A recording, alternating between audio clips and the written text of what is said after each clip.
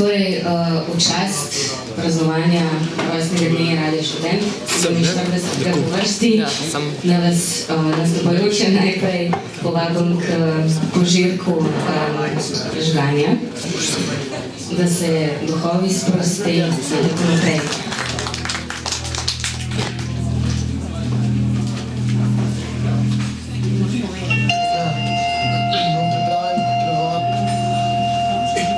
Poljskega avtorja Andrzeja Sosnovskega. Pesem Oceani.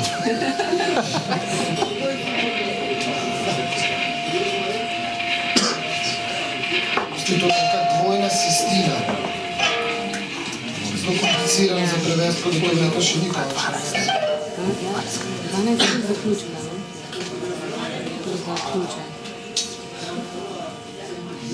Z manjšo zamudo izplujem na širne oceane s prvim ugodnim vetrom.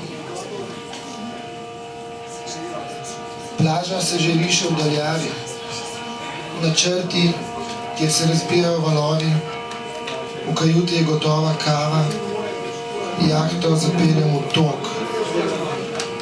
Tako rad imam ta stanja inercije, ko čoln na prijaznih valovih poplesuje kot list, da me obide odrevenelost. Na radiju najprej poiščem komad dobrega roka, potem pa nehote pošljem misli v neznano. In ko tako na palubi dremam ves priljubi dan, poskušam iz brezdanjega potegniti, kar še ni bilo napisano, in s tem pomnožiti naše skupno premoženje. Toda misli s prvo besedo zagrne sence. In v bistvu je najtežje razumeti, kaj je ta senca, ki hodi za mano čez vse oceane kot leteči Holandec in za sabo v peni pušča dan, na mesečevih jadrnicah v noč odnaša naše premoženje. Torpedovka zla. Zbudim se in preletim vsa stanja strahu, bolečine, obupa, kot kakšen narkotičen junak roka, ki iz zvezde prileti na tla. Zmočilo se je, v daljavi so luči pristanišča, svetilnik, to mi nikakor ni neznano. Prižgem hrščeči radio, upam, da bo pomagala aromatična kava, saj nekaj bo moralo biti napisano, preden se nad oceane spusti odrevenelost in pod sabo ne čutiš ničesar razen mrtvih valov. Sedim na palubi in pijem, najbrž sem že na valovih, zato moram paziti, da ne bi zašel pregloboko v senco tega oblaka, ki osvetljuje luno in zanaša odrevenelost moje besede, zapeljuje na misel, da so edina stanja, ki so podobna molku tista prava. Slavni izvajalci roka so drugačnega mnenja, ampak mene zanimajo samo prostrani oceani, merjeni v tišini in tisto, kar se mora razodeti iz daljave, nemo in neslišno. V skodelici se ziba kava, jadra delujejo leno, jaz pa preverjam, kaj je bilo že napisano, saj vem, da pogosto šele svit, ki naznanja dan, prinese nekaj, česar noč nima, in to prečrta naše premoženje, da nas pa pade odsev tega, ali neznano. Kakšen mir. Transatlantik na horizontu pluje v neznano, mogoče še začutim zamirajočo vibracijo njegovih valov, ali zaslišim glasbo z osvetljenih palub. Gospodje in gospe elegantno plešejo v ritmih roka, da bi padel v odrevenelost. Ali ni to namen vseh naših naporov? Edino stanje euforije in izčrpanosti, orgazmi in druge ekstaze skrajšajo senco med tem, kar je napisano in nenapisano. In ravno zato nas očara ta, ki prihaja iz daljave, kajti on napolni čas z lučjo in čas izgine. Moja kava bo že mrzla. S težkim srcem pustiš premoženje na bregu, prijatelj, preden izpluješ na oceane, saj ni mogoče vedeti, ali se bo še kdaj vrnil stari dobri dan. Zaenkrat pa nam noč obljublja, da ta plov ne pelje v dan in da nas bo nekakšna zvezda kot žerjav v hipu dvignila v neznano. Zatišje pred viharjem. Kaj pomeni odrevenenost neba in vode, če ne grožnje, da me nenapisano lahko omamim, tako hlastno posrkal oceane, da se bom pomel oči nekje v neusmiljeni daljavi in rekel: o, tu se ne znajdem, po navalu električnega roka. To niso običajna stanja, dosegljiva s pomočjo stimulantov, kot so kava, alkohol ali narkotiki, ki človeka spremenijo v senco. To je vprašanje frekvence, ustreznih valov, ki jih ne ujameš, če gledaš na ime in premoženje. In potem se je oglasil veter. Dobro, pozabi na premoženje. Zanesi se name in zagledal boš takšen dan, da te bo vrglo na oči. Zakaj sploh ta odrevenenost na boku ladje, strmenje v morsko noč? Mora res ostati nenapisano vse, kar boš videl. Zakaj ta melanholična stanja? Primi za vrv in krmilo, mene pa objemi, ker v daljavi naj čaka dogodivščina. Za začetek prisluhni dobremu roku, saj ob tej glasbi je bolj živahno pluti čez oceane, posebej, če je to lahka, agresivna glasba in senca tvojih misli zanjo preprosto ne obstaja. Neznano bo potem samo spomnila na svoje pravice in te v trzajih valov potegnila s sabo v mrzle ožine. In je ti sveža kava, še zadnjič popari ustnice, potem bo prepozno. Kava, veter se norčuje, takšen sunek, da je vse moje premoženje svrfotalo po kajuti in zaradi hruma valov nisem slišal roka, ki naj bi mi bil za podlago na začetku poti v neznano. Pridobil sem hitrost, zvezde so izginile in velika senca oblakov je zastrlo nebo, ki je zdaj drhtelo v vetru, tako črno kot oceani. Nenadoma je blisk ošinil horizontu daljavi, kako naj vem, ali se tam ni nekaj napisalo, da hitri vzbrst svetlobe na nebo ali cik-cak valov ni znamenje za veselje ali znak za odrevenenost. Tistih, ki z mešanimi občutki pričakujejo dan, sokve, da ni bilo časa, da bi se poglavljal ta stanja.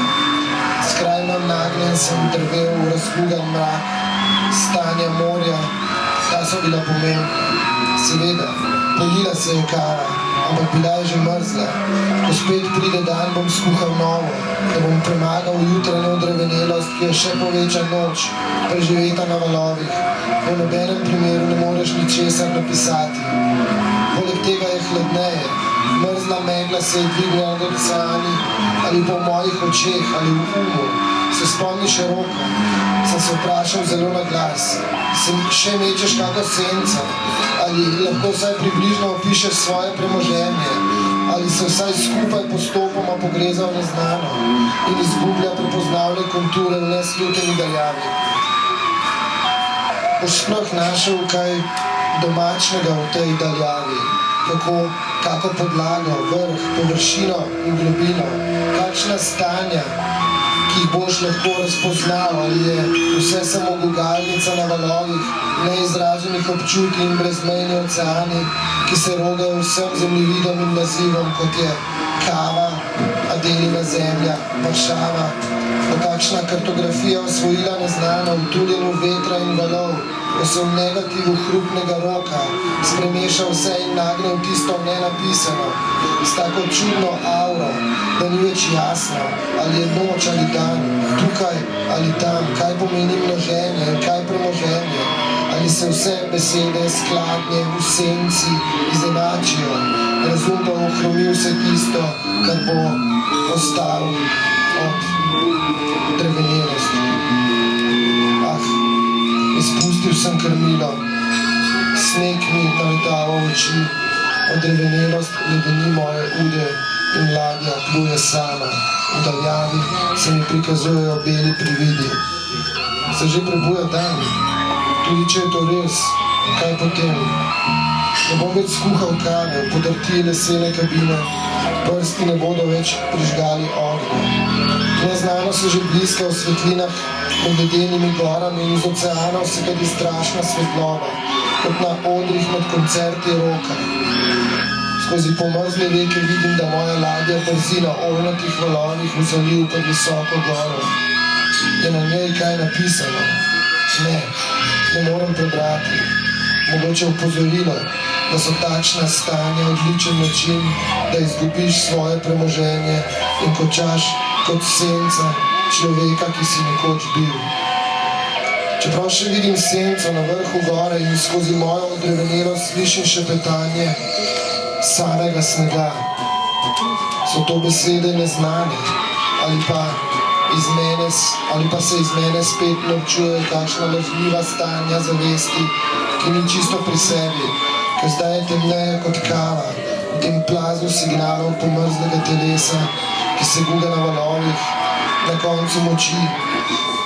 Bo ta omamen dan, ki se odpre nad mano kot padala snega, dal to, kar je napisano, v oklepaj in svojo skrivnostno vsebino ponesel v daljavo, jo sestavil v knjigi, ki se na platnicah prelivajo oceani. Potem nihče ne bo mogel reči, da je to njegovo premoženje, niti ta, ki najbolj miren na svetu posluša ritem roka na rtiču Denisa. Tako kot jaz poslušam ritem roka v prijetni sobi, vidiš, vse to je samo senca, dogodka in dogodivščine, način vsakdanje odrevenelosti z južnim vetrom in lačnim srcem. V kuhinji diši okusna kava, skozi zavese se cedi nov dan, po lahkem zajtrku drugače vidim naše skupno premoženje, ko tečem med postajami z valov na valove in poskušam najti neko neznano zdravilo za rane, ki jih povzročajo ure. Ta stanja, postaje, kdo jih bo objel.